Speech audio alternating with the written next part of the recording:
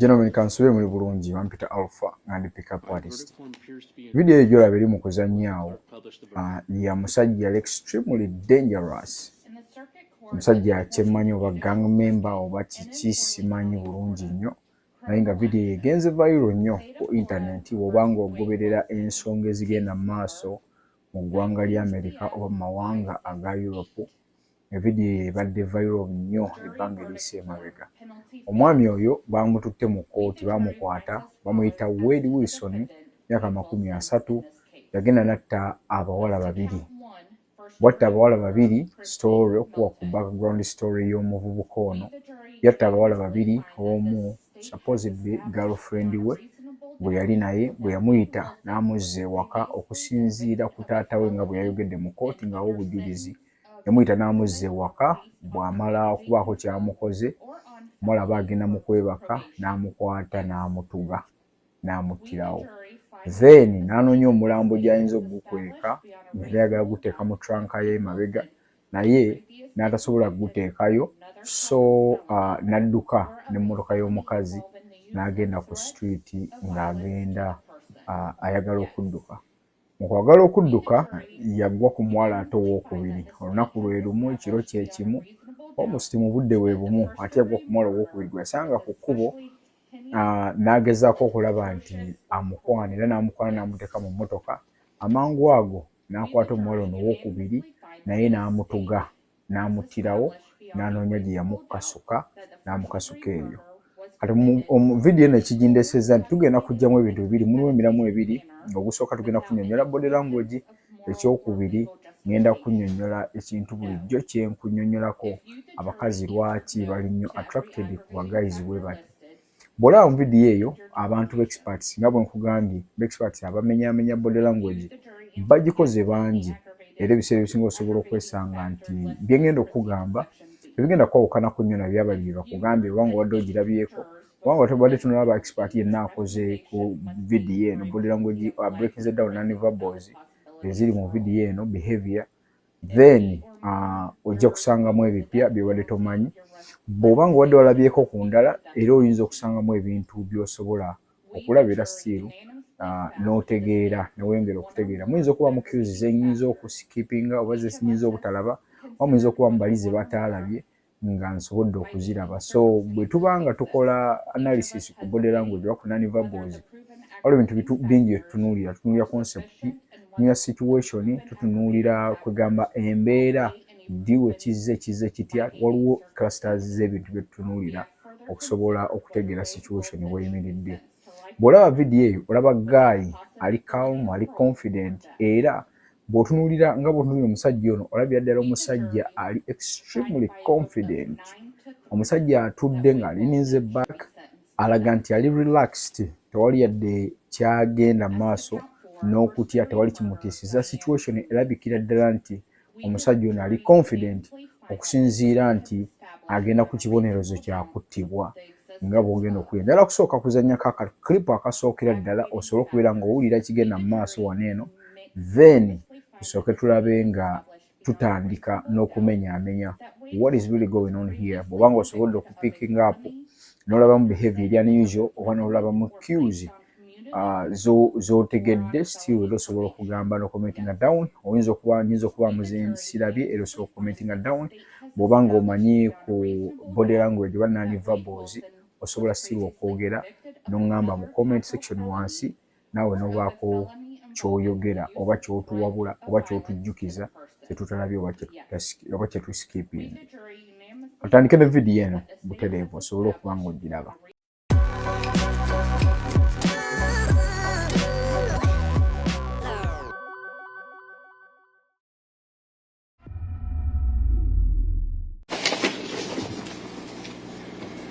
All right, verdict form appears to be in order. We'll let the clerk publish the verdict. In the Circuit Court of the 20th Judicial Circuit in Forley County, Florida, criminal action. State of Florida versus Wade Wilson, case number 19 CF 568. Jury verdict form, penalty phase. We, the jury, finds as follows as to the defendant, Wade Wilson, in this case. As to count 1, first-degree murder, Christine Milton. We, the jury, unanimously find that the state has established beyond a reasonable doubt that Wade Wilson was previously convicted of a felony and under sentence of imprisonment or placed on community control. Alright, katujja tukomako njagala kugamba oba njagala kusooka kutegeeza nti sofa kyewakalaba oyina kyewapiikinzeemu mu kusookera ddala okusinziira nga woolabye clip eno bw'etambula mu maaso. Anzire munzanye clip eno omulundi gumu era still katono nnyo nga tugenda mpola mpola ng'ate era bwe breakinga down video eno. All right, verdict form appears to be in order. We'll let the clerk publish the verdict. All right, so newankubadde gaayo ono alinize back era tulabira ddala omuntu ali relaxed obulungi ennyo agezezzaako okulaba nti amanyi kye bayita body language era ye muntu assertinga dominance, ye muntu ayagala okubeera confident, extremely confident, ye muntu ali figure of authority, ye muntu kwegamba alabika nti ayaga okusinziira nga bw'omulaba physical look ye, entunula gy'atunula, tattoos ezimujjudde ku maaso eziraga omusajja ali dangerous, omusajja ali nonchalant, omusajja atudde ng'ali calm and relaxed, ng'otayinza kutegeerera ddala nti nno waliwo ekigenda mu maaso. However, kyesobola okulaba nze ndaba omusajja aboilinga from inside out. Lwaki? Right from the get-go tusobodde okulaba nga gaayo ono ayina oba amira hash swallow oba kye bayita hard swallow oba hash swallow whatever nga bw'osobola okiyita. Nga okutandikira ddala nga batandika omusomera omusango guno tusoose ne tumulaba ng'ali relaxed bulungi nnyo ascanninga room. Behavior eno tugenda kugiraba okusinziira throughout the video.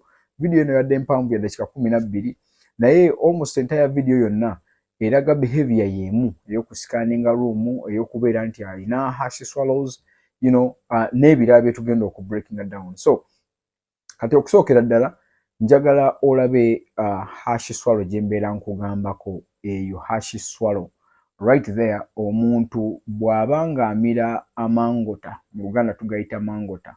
Okumira amangota kitegeeza nti omuntu oluusi akala munda naddala ng'ali mu situations eziri tough, extremely tough, kugamba nga ali mu mbeera emukutte.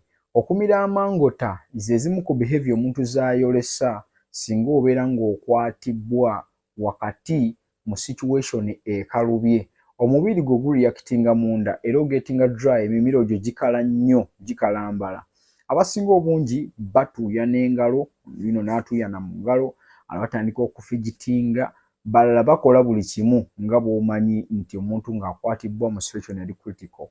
So mu mbeera y'emu gaayo ono agezaako oba tutandika okulabira ddala from the get go nga ayina hash swallow, wabula ng'agezaako okulabika nti ali calm era mukkakkamu nnyo okulabika nti alaga abantu ekifaananyi nti nno I am the guy, nze guy, era nga kino tugenda kinnyonnyoka kubanga nasobodde n'okulaba ku videos endala oba nasobodde okumala video eyo n'endala ne ku video endala ezadde mu kooti nga the same behavior guy gy'alina ey'okubeera nti ayagala nnyo okulaga dominance, ayagala nnyo obufuzi, ayagala nnyo amaanyi, obuyinza, ayagala nnyo okulaga nti environment gy'alimu kugamba yagitwala. He is the alpha male. Era ne woba omulabira ddala nga body language ye eri dominant. However, in this situation etulaga nti ate aboilinga from inside omulabira ddala. Kati katweyongereyo tulabe. In the Circuit Court of the 20th Judicial Circuit in Forley County, Florida, criminal action. State of Florida versus Wade Wilson, case number 19 CF 568. Jury verdict form, penalty phase. So ekyokubiri tulaba gaayi nga abikudde kugamba omuntu singa atula bw'ati n'atula bw'ati n'agira bw'ati alaga nti talina buzibu bwonna. Omuntu bw'atuula n'atandika okuyisa amaaso bw'ati nga kakkanye atambuza maaso actually ta moving na mutwe gobula scanning ekifo with the air of nonchalance obukakamu obw'ekitalo nga atambuza amaaso ge scanninga room nga bweyimiridde naye tulaba hash swallow endala negobererwa deep breath exhale endala ebadde site nga bw'ogiraba wano bwezannya wano osobola okulaba nti assizza n'akolamu n'amirirako hash swallow endala bali mu kumusomera omusango kati naawo ali mu kulaba era contemplating situation eno nga bweyimiridde agezaako okugitwala mu bwongo alabe kubanga kati emisango gitandise omusomerwa alaba nti ali mu buzibu naye atalina okusigala ng'alaga ekifaananyi nti nno tali affected by the situation tali affected at all musajja akoze ebikolobero ebingi era ng'omulaba ne tattoos ku maaso nti ye musajja ali extremely dangerous gotayinza kusinikirako mannyo so alina okukeepinga ekifaananyi kino. This is why I told you before nti body language esobola okubeera faked. Osobola okufakinga body language naye tosobola kugifakinga nnyo kubanga yejja kuvaayo mu ngeri eziri subtle mu ngeri eziri unconscious. Waliwo cues zojja okufulumya ne behavior endala zifulume eziri non-verbals nga ziraga nti nno waliwo ekitali kituufu. Katongere tulabe nga bwe tugenda mu maaso. Was previously convicted of another capital felony or of a felony involving the use of threat of violence to the person? Yes. We, the jury, unanimously find that the state has established beyond a reasonable doubt that the first-degree murder was especially heinous, atrocious, or cruel. Yes. Okay, kati wano tulabawo cues bbiri okusookera ddala. Tulaba key eya slow blinking. Intended slow blinking eba egezaako okulaga nti nno omuntu tulabye cues zibadde nga ssatu. Esoose akoze eye contact, direct eye contact ne camera okulaga nti nno oba omuntu agezaako okulaga nti ndi ntya oba ondaba oba like do you feel me something of that nature. So ekyokubiri ne tulaba ne slow ebadde followed by slow blinking. Usually blinking zizaffe zibeera oluusi mulimu abatemya amangu, mulimu abatemya empola, mulimu ayina engeri gya blinking ey'enjawulo. But if someone blinks like so then following saako ne normal kitegeeza nti nebadde intended because amaze okutunula ku camera then nakulaga gesture ekulaga nti no how do you feel about me? You understand? Is more arrogant while at the same time being confident, overly confident, displaying it nze ndi w'amaanyi. Then ekirala after bwe bamugambye nti bwe bamusomedde omusango tulabye contempt kana eno guno gibagambye nnyo gesture eno oba facial expression eno nti omuntu okulaga contempt nga bw'olaba eyo contempt eri ku face eyo. Contempt eraga omuntu okubeera nti ali mu mbeera kugamba gy'atayagadde oba ng'ey'okutya oba olaba bino tebingasa. Contempt is some sort of like olina tula bw'ati n'agiramu bw'ati oluusi ebeera microsecond katono oluusi abalala eyinza obutavaayo nnyo kweyoleka abalala zongera okweyoleka. Katwongereyo n'okulaba okay another era osobola okulaba okussa okw'amaanyi heavy deep breath ngassa n'agoberezaako hash swallow endala oba hard swallow. Manyi buli omu alina engeri gy'agiyitamu hash swallow, hard swallow, rough swallow, buli omu alina engeri gy'agiyitamu but it's the same thing, same meaning. So katweyongereyo tulaba awalala awasigadde. Penalty. Your recommendation must be for a penalty of life in prison without the possibility of parole. If 8 or more jurors vote for the death penalty, your recommendation must be for the death penalty. Right there. Osobola okulaba nga akuwadde eye contact ng'omuntu bw'anaakola bw'ati bw'anaabeera ng'atudde bw'ati.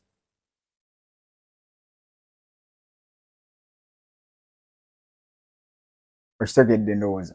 Kugamba ng'agezaako okulaga nti yo ki ekigenda mu maaso okitegedde nno ayo ono katweyongere tulabe awasigadde. The death penalty, your recommendation must be for a penalty of life in prison without the possibility of parole. If 8 or more another contempt, tusobola okulaba another contempt nga kale kino osobola okye-explaininga ng'omuntu oba ayabadde kwegamba waliwo omuntu agira ekinankani n'amiraye kiyinza okuwulikika nga bwekityo oba kiyinza okulabika nga bwekityo but si bwekityo tekigobererwako contempt bwetyo. And tusobola okutunulira situation nga bwetambula tulaba adjustments ez'omubiri tulaba heavy breath eraganga gezaako okubeera relieved oba okubaako engeri gy'ayagala okikolamu naye ereme kubeera obvious n'akibuliza muli okitegeera ndowooza agezeeko kibuliza muli ebeerenga manuva y'okwagala okubeera relieved naye nga asirizza muli akoze ebintu nga bisatu nassiza muli n'asikira muli eri n'amirira muli okitegeera ndowooza agezeeko okubeera relieved for meantime.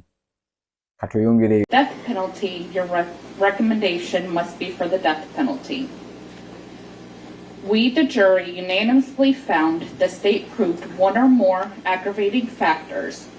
Each of us has considered whether one or more. Okay, singa nkubuuza wano kiki osobodde okulaba osobodde okupiikinga kimanyi kati osobodde okupiikinga olabye haswalo endala kati olwekyo otategedde kankuslowingira akantu kano olabe distress gyengezaako okugamba olabe omusajja ono how anxious ali worried kyenkana ki omulabe mu maaso. Njagala olabe ka video kano katunuulire laba omusajja ono engeri gy'amizeemu amalusu otunulire n'amaaso ge olabe fear okitegeera olaba fear emuli mu maaso nge emanifestinze for a split second okitegeera ndowooza bw'emaze okuvaayo nga bw'ogiraba eyo face eyo nga bw'ogiraba then n'alyoka adda mu mbeera ebadde split second nga tosobola gitegeera bw'oba nga tolabye vidiyo eno mirundi mingi oba kugislowinga down oyinza obutagiraba.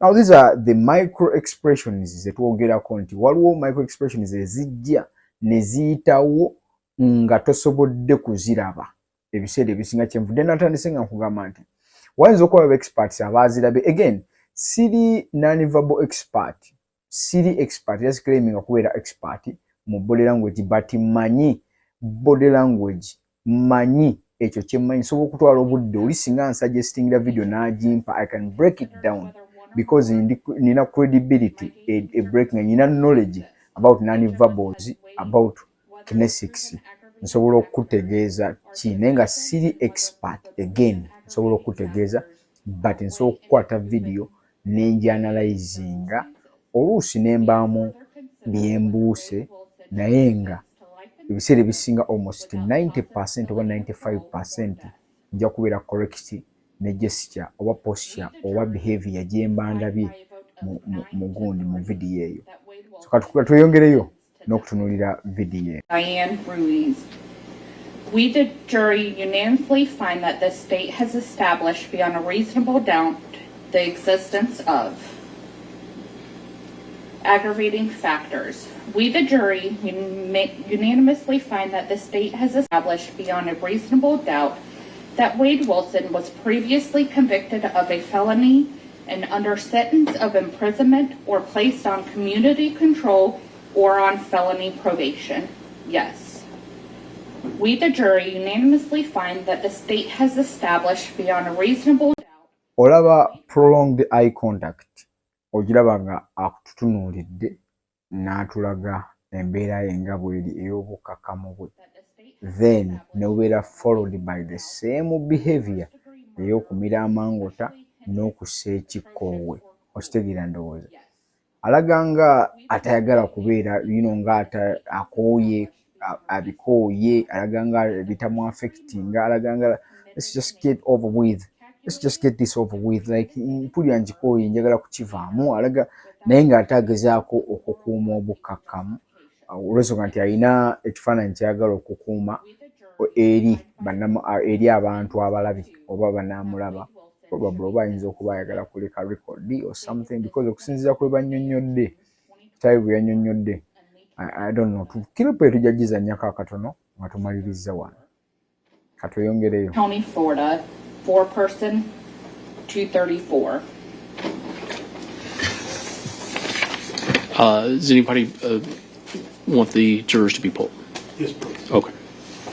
Members of the jury, we're going to ask each of you about the jury's decision. Okay, tugenda kuddusaawoko waneeno olwensonga nti it's the same behavior, ina behavior pattern yemu okutegeera ndowooza kintu kyekimu okutwalira ddala akawonvu akaseera akawanvu nnyo cause video mpanvu tugenda kulaba same pattern of behavior naye katudduseewoko tutuuke awali omulamwa gwe njagala okufundikira nga wano saalabyewoko nnyo bantu bakozeewo asoose gundi zisoose cues expressions ezisooka bazikoze gestures ezisinga ba experts bazikozeekoko era almost zezimu nga zenjogeddeko naye waliwo awala we saalabye we bakoze sinalaba kungezezaako okunoonya ku internet naye nga saalabye n'omu nyina panels nyina emikutu mingi nnyo gye nsomerako nonverbals ezo ebitabo bye nsoma oba oluusi n'ebintu bingi nnyo nyina emikutu gye ngoberera egya nonverbals naye saalabye panels singa zakoze kintu kino katugende katukatinge short video eno tulabe nga tutuuka ku mulamwa gwennyini wetwagala then ndyoke nkunnyonnyole ensonga lwaki nkuleetedde video eno. To advise you of some very special privileges enjoyed by jurors. No juror can ever be required to talk about the discussions that occurred in the jury room except by court order. Alright, ekisookera ddala kooti ng'eggwa nga bawunzika omuzage basituke njagala tunulire omusajja ono bw'ayimiridde nga boss ayimiridde mu kooti emikono giri wabweru. This is a very dominant posture and over gesture. It's a gesture actually.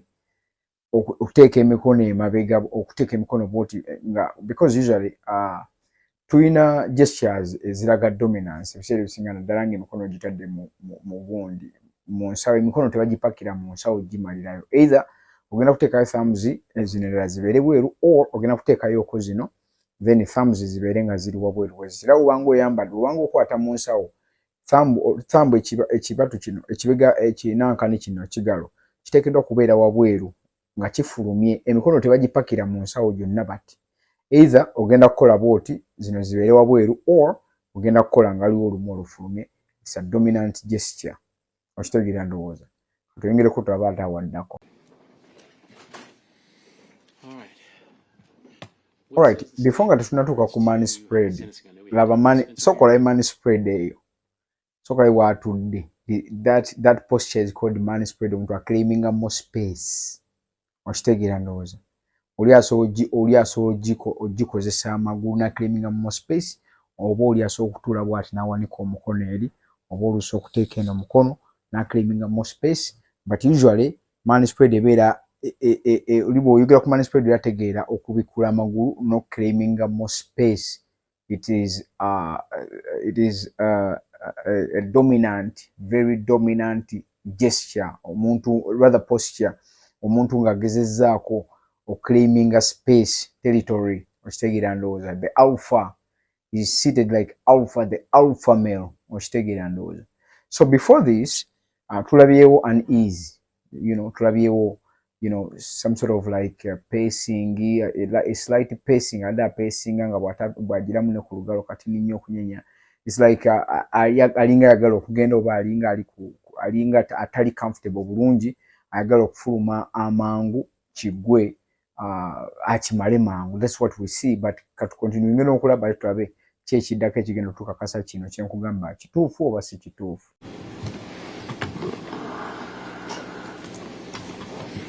Okay, awo wennyini tulabawo engeri y'okutaapinga fit tapping ekyo ky'olaba akola awo ekyo ali mu kutaapinga bigere.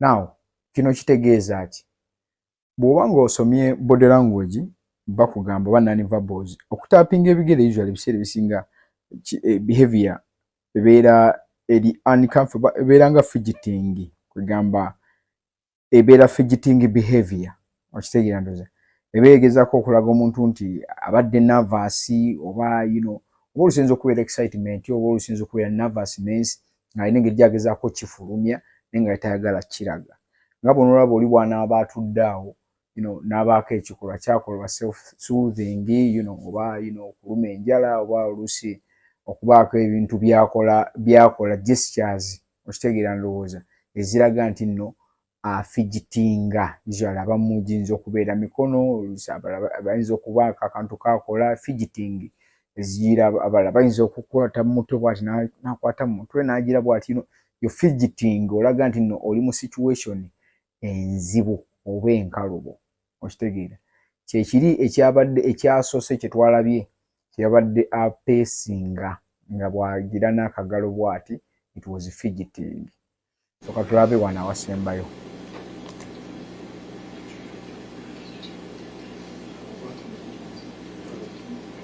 Okay, you ready that fast?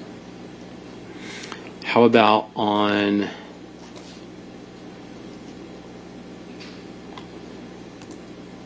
July 23rd? That'll work. That works for the state. What time, Judge? 9 a.m. So I will order a pre-sentence investigation report. Okay, waliwo ekintu kyenjagala notisinge wano. Corrections. Nina ekintu kyenjagala osooka olabe ozuule otegeere obeeko ekintu ky'olaba wano mu kakiriipo kaneeno. Genda kakuddamu nkakuzannyire obeeko ekintu ky'osobola okwezuulira nga gwe. Start in the morning and then. Kanziremu nkazannyi. How about on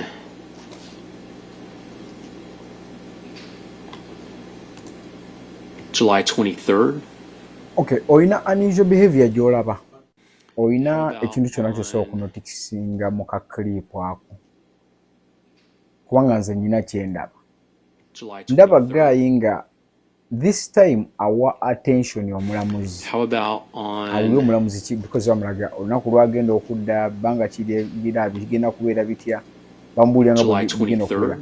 So lawyer we How about agezaako okulaba nti alamuza ennaku olunaku sigenda kubeerawo olunaku luli bwe luti noli bwe luti kati ono awanya attention nga kirabikanga alinga ali so concerned ku lunaku ki bwe kigenda okubeera oba lunaku kirwadda mu kooti oba alinga alina byagala okumaliriza so ayagala kumakinga sure nti omulamuzi oba anaayongerayoko ku lunaku oba like tufube nnyo twongereyoko ku lunaku njagala otutunulire akantu kaneeno kongere tukakasa wano wekaggwerako wano wakulu nnyo saalabyewo baakozeewo naye nga bwe njagala okatunulire okalabe olabe attention egyawa nga si yeyabadde attention obudda gyawa omulamuzi mu kusooka.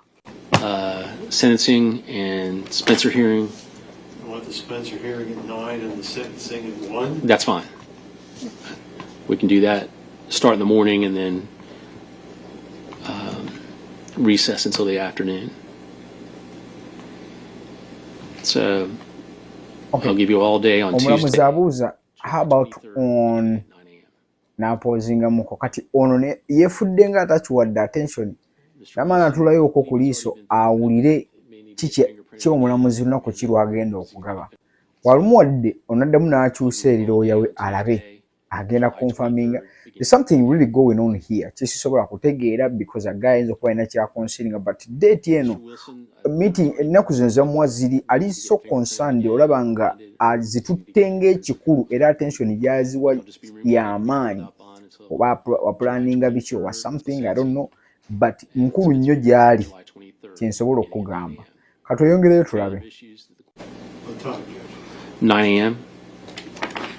So I will order a pre-sentence investigation report and have the Department of Corrections prepare that. Again, And then like I said, we'll set kye bayita chin-rubbing omuntu abeera agezaako okucontemplatinga situation nga bw'eri.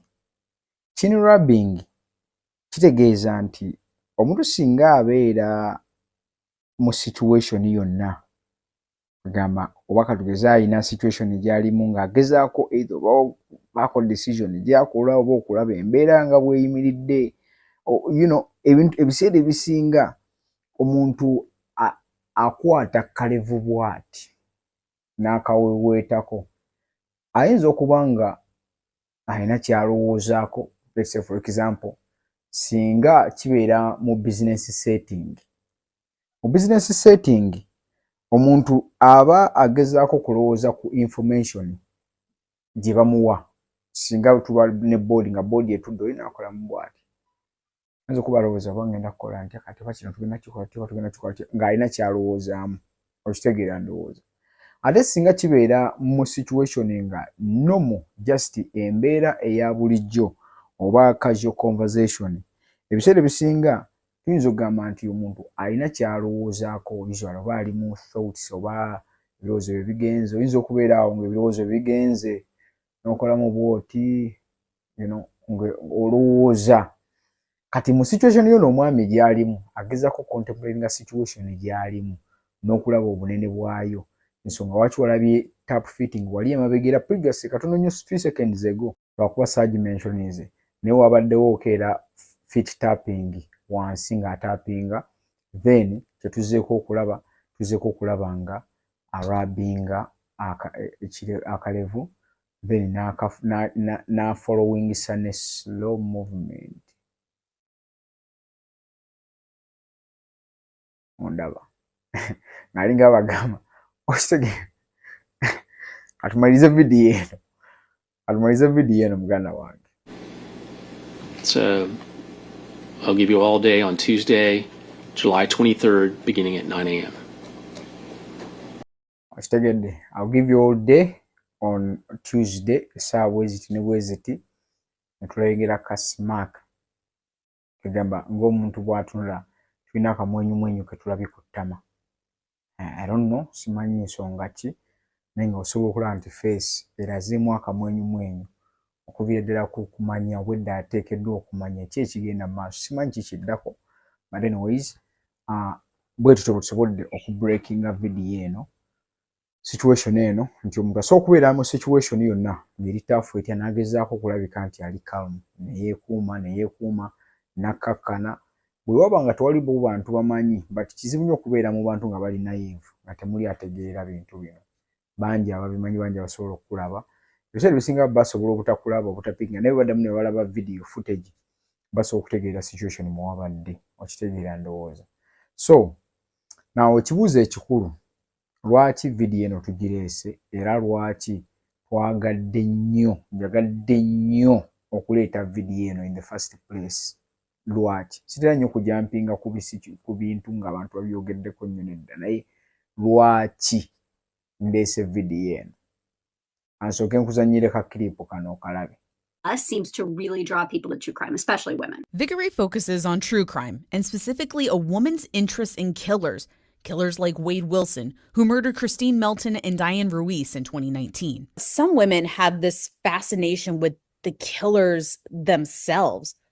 Why? According to evolutionary psychology, we today are still attracted to the things that would have helped us survive back in our ancestral past. Think hunter-gatherer environment. Vickery says the gatherer is meant to be a protector, the dominant figure. Who is more dominant than a killer? And so while consciously it makes no sense for a woman to be attracted to a killer, especially who has killed other women, our subconscious mind doesn't always make that distinction. That dominant trait is something she says women can be attracted to. But it's not just the physical looks. It's this combination of this sort of bad boy dominant male image and this level of fame, this celebrity, and the idea that if I attach myself to that, I too could become a celebrity and famous. Vickery used Ted Bundy, John Wayne Gacy, Charles Manson, and Chris Watts as examples. She says in some cases, though, there's no attraction or fame aspects. There could be people reaching out of genuine, compassion for him, some sort of religious outreach. Beyond the psychology of Wilson's case, Vickery hopes her studies can help women in the long run. And this research can sort of help us understand, why are we attracted to men who are aggressive? Okay. Kati ensonga endesiza vidiyo eno njagadde okutegeeza nti abakazi bali attracted ku bantu ba bad boys. Ekyo nsibye nkyogera nnyo ebbanga ddene nnyo. era nga nkyogera nnyo buli lunaku. Abakazi mu psychology bajja kugamba, psychologist bajja kugamba nti ng'omukazi bw'omuwulidde akikunnyonnyola tebannaba kuzuula lwaki abakazi bali attracted ku bantu bwe bati, naye nga kyebamanyiiko sofa nti omukazi ayagala, nga bwe tuli ku survival, omuntu abeera ku survival mode, omukazi ayagala nnyo guy ali dominant, guy asobola okumuprotectinga because yetaaga survival. If you can assert dominance, if you can display dominance, if you can portray to be the guy, the jackass guy, the guy asobola okulaga omukazi nti kwegamba osobola. Omukazi always ojja kufunanga abakazi. Abakazi bali attracted ku bantu abatemu, abantu ababbi. Nola olinga alina boyfriend nga mubbi naye nga attracted ku oyo.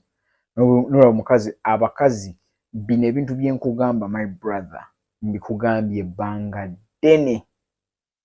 Omusiru tabikkiriza.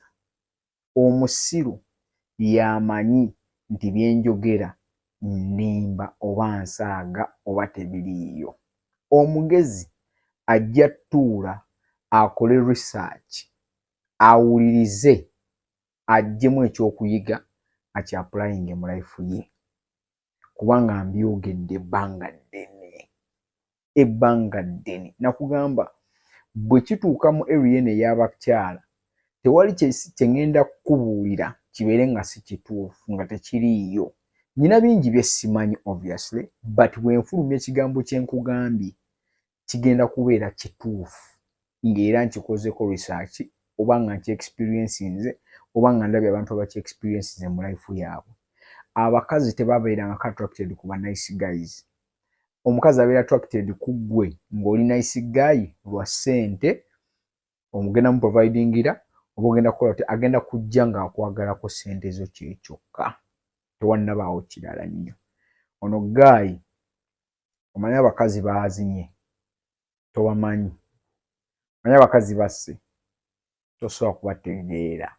Abamu bayinza okuba nga tebaliiyo.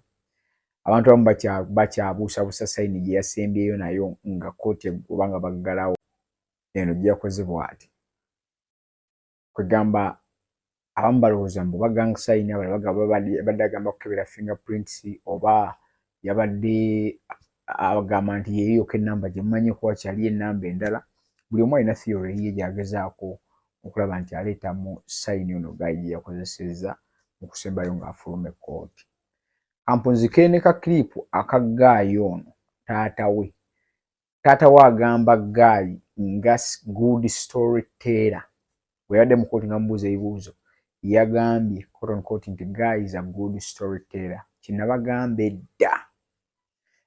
Bw'oba ng'osobola okuteeringa stories during your delivery mu material wo w'okola in your DHVs, demonstration of higher value, if you can tell a story, a very interesting story about your life story, experience or whatever olina gy'obadde, omukazi ogenda kubeera charming. Always try to be the funny guy, the funny storyteller, not the funny ha ha ha, no, but olina story nga ziri humorous, story zisobola okuleeta okitegeera nolooza nga ne charisma nga kugamba omanyi ki ky'okola. Katusembeyo ka video kano nja kubagaliza okubeera obulungi. Mukama bankume. Tugende mu video enaddako bampita Alpha. Peace. You know, I just told him to call me back. I just thought it was another story, you know. So at this point, when he says that there were two people that wouldn't be with us, and that did you put a lot of weight into that? No, ma'am. Do you think he was just telling you a story? He's a good storyteller. So did he then call you back a third time? Yes, ma'am. What time did he call you back? It was around 10 o'clock. I want to go back to that dinner time call. When he talked about these two people who are no longer with us in the killer, did he show any type of remorse? No, ma'am. So let's go now to the 10 o'clock call. Again, your wife knew about kind of what was going on during that day. Yes, ma'am. And when he called back at 10, did he go into more details about what he had told you earlier? Yes, ma'am.